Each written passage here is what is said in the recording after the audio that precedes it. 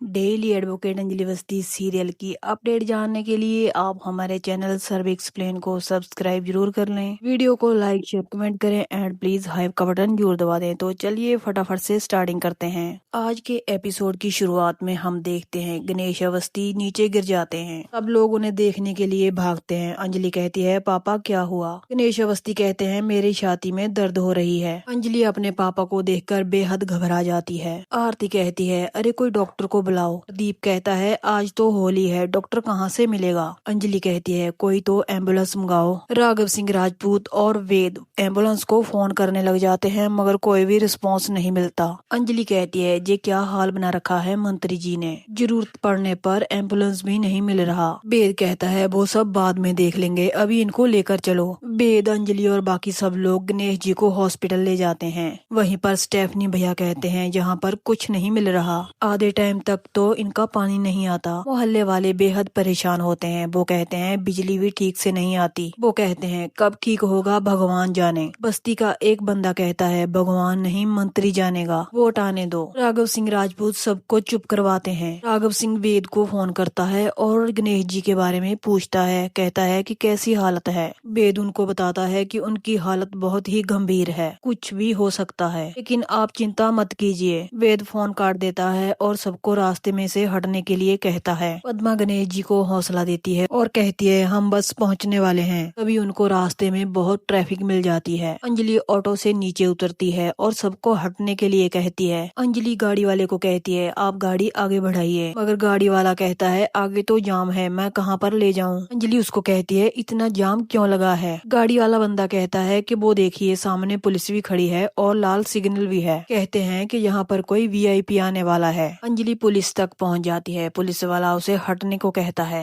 अंजलि कहती है पीछे पेशेंट है। पुलिस वाला अंजलि से कहता है अभी वीआईपी मूवमेंट है। अंजलि कहती है वीआईपी मूवमेंट इम्पोर्टेंट है या फिर पेशेंट की जान। पुलिस वाला कहता है वीआईपी मूवमेंट इम्पोर्टेंट है, आप जाइए यहाँ से, मंत्री जी अभी आने वाले हैं। अंजलि उसकी एक नहीं सुनती, आगे चले जाती है। वहीं पर वेद भी पीछे आता है और लोगों को पीछे हटाने की कोशिश करता है। अंजलि पुलिस वाले को कहती है ग्रीन सिग्नल कीजिए, मेरे पापा की तबीयत बहुत नाजुक है, वो मरने वाले हैं। वहाँ पर गणेश अवस्थी की तबीयत बेहद खराब हो जाती है। वो बड़बड़ाते हैं और कहते हैं अंजलि अपनी बहन को माफ कर दे। अभी वहाँ पर मंत्री की गाड़ी आ जाती है। पुलिस वाले को कहता है कि ये सब क्या चल रहा है। पुलिस वाला मंत्री को कहता है सॉरी सर, ये रूल तोड़कर आगे आ गई हैं। मंत्री कहता है जल्दी से रास्ता खाली कीजिए। पुलिस वाला अंजलि के पास जाता है और उसको हटने के लिए कहता है, अगर अंजलि उसके लिए नहीं मानती। वहीं पर लोग भी कहते हैं चलो गाड़ी चलाओ, पीछे इमरजेंसी है। लोग अंजलि का पूरा साथ देते हैं। मंत्री गाड़ी से उतरता है और अंजलि के पास चले जाता है। अंजलि कहती है वीआईपी को नहीं, पहले पब्लिक को सर्विस दीजिए। हम आपको वोट इसलिए नहीं पाते कि आप हमारे साथ धक्का करें। वहाँ मेरे पापा मौत और जिंदगी से लड़ रहे हैं, यहाँ से हटाइए ये सब। वेद अंजलि को कहता है आप जाइए, जाकर गाड़ी लेकर आइए। मंत्री कहता है तुम्हें पता नहीं हम क्या कर सकते हैं। वेद कहता है तुम कुछ नहीं कर सकते। मंत्री वेद को कहता है हटो जहाँ से, वरना तुम्हारे ऊपर हम गाड़ी चढ़ा देंगे। वेद कहता है जो करना है कर लीजिए, यहाँ से नहीं हटने वाला। अंजलि जाकर ऑटो ले आती है। वहाँ पर सब रिपोर्टर वीडियो में रिकॉर्ड कर रहे होते हैं। अंजलि वेद को कहती है गाड़ी में बैठो। भड़का हुआ मंत्री अपने बंदों को कहता है पकड़ो इसे, जाने ना पाए, आज इसने हमारा गाड़ी रोक दिया। तू इस तरह राजनीति करेगी वीआईपी लोगों की गाड़ी रोक कर, मैं इसी गाड़ी के नीचे कुचल कर मार देंगे। मंत्री इंस्पेक्टर से कहता है कार्रवाई करो, इस पर एफआईआर दर्ज करो, इसे ऑफिस में बुलाओ, हम इससे खुद बात करेंगे। मंत्री वहाँ से चले जाता है। तभी वो इंस्पेक्टर कहता है सही किया उस महिला ने, समझता क्या है जे अपने आप को मंत्री। पेशेंट यहाँ पर मर रहा है और जे वीआईपी गिरी दिखा रहा है। दूसरा पुलिस वाला इंस्पेक्टर को कहता है सर आप भी तो एक पुलिस वाले हैं। ये सुनकर इंस्पेक्टर को गुस्सा आता है, उसे चुप रहने के लिए कहता है। वो कहता है तो क्या हुआ, हम इंस्पेक्टर हैं, हूँ तो एक इंसान। तब तक अंजलि अपने पापा को लेकर हॉस्पिटल में पहुंच जाती है, लेकिन वहाँ पर उसे डॉक्टर नहीं मिलता। हॉस्पिटल में काम करने वाला एक वर्कर उसे बताता है कि यहाँ पर डॉक्टर नहीं है। अंजलि कहती है पेशेंट बेहद सीरियस है, अगर उनको इलाज नहीं मिला तो उन्हें हार्ट अटैक आ जाएगा। अंजलि कहती है आप एक काम कीजिए, एक स्ट्रेचर लेकर आइए और उन्हें अंदर लेकर जाने की व्यवस्था कीजिए। वो बंदा कहता है स्ट्रेचर तो नहीं है, एक ऊपर है और एक टूटा हुआ है। अंजलि कहती है ये आप क्या कह रहे हैं, तो फिर मैं पेशेंट को अंदर लेकर कैसे जाऊँ। वो बंदा कहता है वो आप समझिए, आपका मामला है। अंजलि उसका गिरेबान पकड़ लेती है। वो बंदा कहता है इसमें हमारा क्या कसूर है, सारा पैसा तो मंत्री खा जाता है। वो बंदा अंजलि से बदतमीजी से बोलता है। अंजलि उसके जोरदार चांटा टिकाती है। अंजलि उसे कहती है पेशेंट को लेकर मजाक हो रहा है क्या। वो बंदा कहता है देखिए हर तरफ कोई भी बेड खाली नहीं है, पेशेंट कैसे नीचे पड़े हुए हैं। अंजलि कहती है तो फिर मैं अपने पापा को लेकर कहाँ जाऊँ। बंदा कहता है किसी प्राइवेट हॉस्पिटल में जाइए। अंजलि कहती है अगर मेरे पास इतने पैसे होते तो मैं यहाँ थोड़ी ना आती। भी वहाँ पर वेद आ जाता है। अंजलि उसको पूरी बात बताती है। बंदा कहता है सर इको मशीन भी नहीं है और ईसीजी मशीन भी खराब है, पेशेंट देखिए कैसे बैल बकरियों की तरह पड़े हुए हैं, ऐसे आ रहे हैं इस खाते में और जा रहे पता नहीं किस खाते में है। वेद को उस बंदे पर गुस्सा आता है। वो उसका कॉलर पकड़ लेता है। वो कहता है सर कॉलर छोड़कर बात कीजिए। अभी अंजलि डॉक्टर को देखती है। वो कहती है मेरे पापा बहुत सीरियस हैं। और डॉक्टर कहते हैं यहाँ पर कोई भी मशीन नहीं है। अंजलि कहती है तो फिर मैं कैसे बचाऊं अपने पापा को। डॉक्टर कहते हैं जाइए किसी बड़े हॉस्पिटल में जाइए जहाँ पर कोई भी ट्रीटमेंट नहीं होगा। डॉक्टर ये कहकर वहाँ से चले जाते हैं। अंजलि मंत्री को फोन लगाती है,